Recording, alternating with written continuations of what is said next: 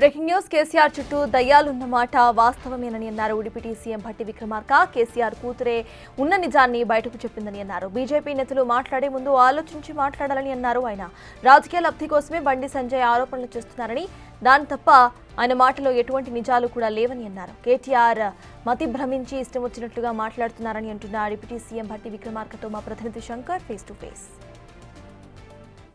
ప్రస్తుతం మనతో deputy CM Bhatti Vikramarka గారు ఉన్నారు. ఆయనతో మాట్లాడదాం. సార్, కవిత రాసిన లేఖ సంచలనంగా మారింది. ఆ లేఖను ఎట్లా చూస్తారు?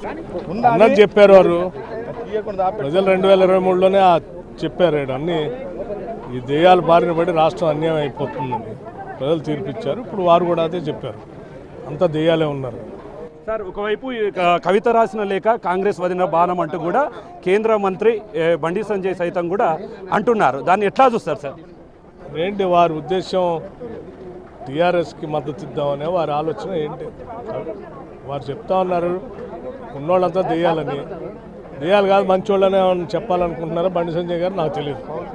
సార్, ఓవరాల్గా నిన్న కేటీఆర్ మాట్లాడిన మాటలు కూడా చూస్తున్నాం. నిన్న ముఖ్యమంత్రి రేవంత్ రెడ్డి గారిని కూడా రాజీనామా చేయాలంటూ కూడా ఆయన మాట్లాడుతున్నాడు. దీన్ని కుటుంబ సమస్యలాగా చూడాలా, రాజకీయ కోణంలో ఎట్లా చూస్తారు సార్?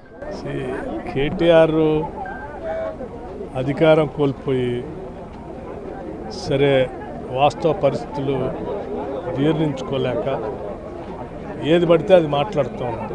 ప్రజలు గమనిస్తూ ఉన్నారు. పద్ధతి కాదు, నోటుకొచ్చినట్టు మాట్లాడుతున్నారు. చూస్తున్నాం. మొత్తంగా ఎలా పడితే ఎలా మాట్లాడినా కూడా ప్రజలు ప్రతి ఒక్కటి చూస్తున్నారు.